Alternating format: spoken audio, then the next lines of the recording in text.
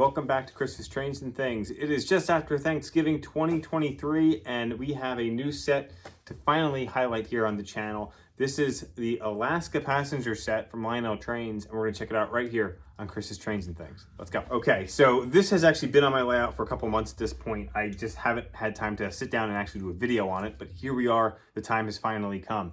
Now, this set was not a budgeted purchase. In fact, the engines you see here, I kind of pieced together. The passenger cars are the Alaska 21-inch passenger cars, and they were cataloged by Lionel in the 2019 Volume 2 catalog. They cataloged the Alaska F7s and 21-inch passenger cars to go with them. In that catalog, they offered a 4-pack, which came with a baggage car, 2 coach cars, and a Vista Dome. They offered an extra 2-pack that came with a Generator Sounds car and another coach.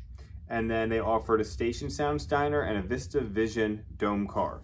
Now I have the 4-pack and the 2-pack that includes the Generator Sounds car, which is just another whole element that adds to this train. But I don't have the F7s. Now I picked these up from Nicholas Smith Trains. I was there with a buddy a couple months ago now.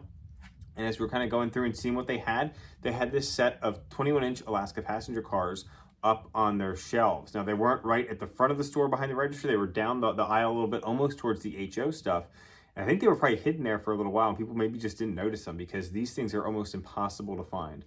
I scoured the internet actually a couple weeks before we went to try to find the Alaska cars because I was on YouTube, as I tend to do, and came across Eric's old video on his Alaska set with the F7s. I was like, those look really sharp.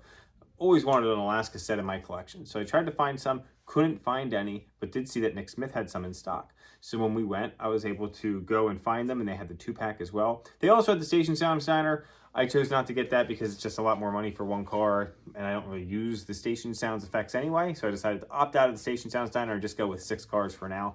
And boy, am I happy that I did. Now, they didn't have the F7s available. Those things are almost impossible to find, but they did have this SD70 Mac.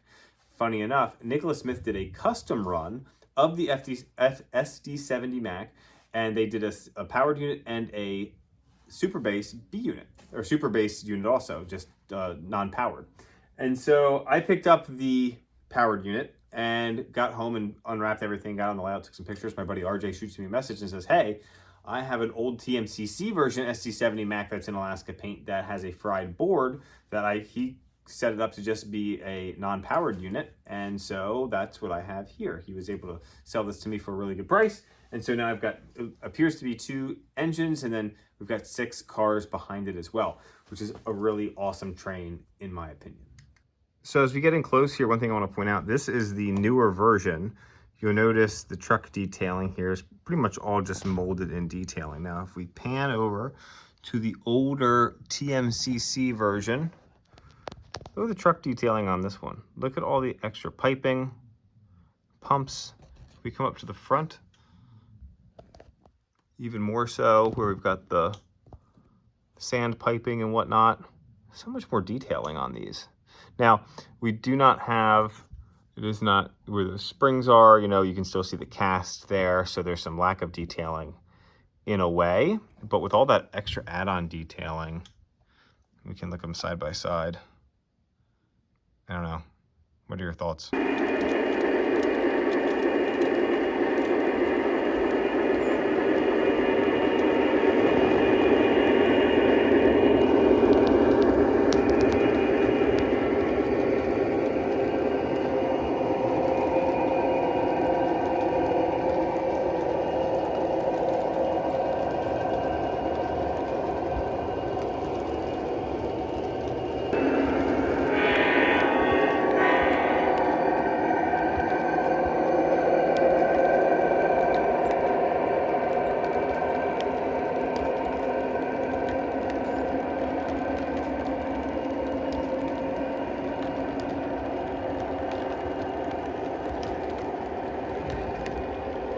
Now, a long time ago, Lionel cataloged Superliners in Alaska paint, and they are impossible to find. When they come up on the market, they go for exorbitant prices. I mean, we're talking like $800 for a 2-pack, nowhere where I'm about to spend some money. And then you're doing auctions, so you got buyer fees on top of the hammer price. So it just goes for a lot. Now I was able to find one Superliner. Now again, this is from a long time ago. This is like a Gen 1 TMCC Station Sound Steiner car.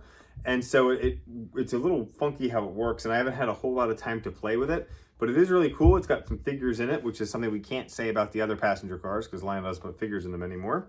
But this thing is pretty neat. The only issue that I have with this is when I run it on my outer loop, I've got some elevation changes in that line. These couplers sit really high compared to the other 21-inch cars. The other 21-inch cars line up perfectly, but with this, they are just a little bit too low. You can almost see how it's almost bent. The couplers are kind of almost like bent up, and so it uncouples. So for now, this is going to sit on the wall. It looks really nice, and I'll get those couplers adjusted at some point in time, just not right now. If anybody has some extra Superliners they want to sell me for a decent price, let me know.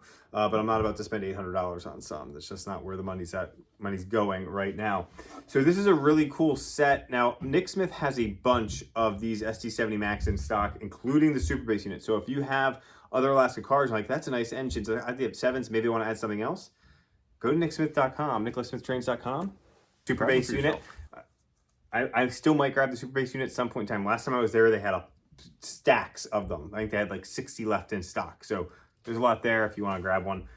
Maybe at some point we'll add some more of the passenger cars as well, but for right now, this is a really nice looking train, and I'm really happy that I was able to add it to my collection. So we're going to run it around the layout today.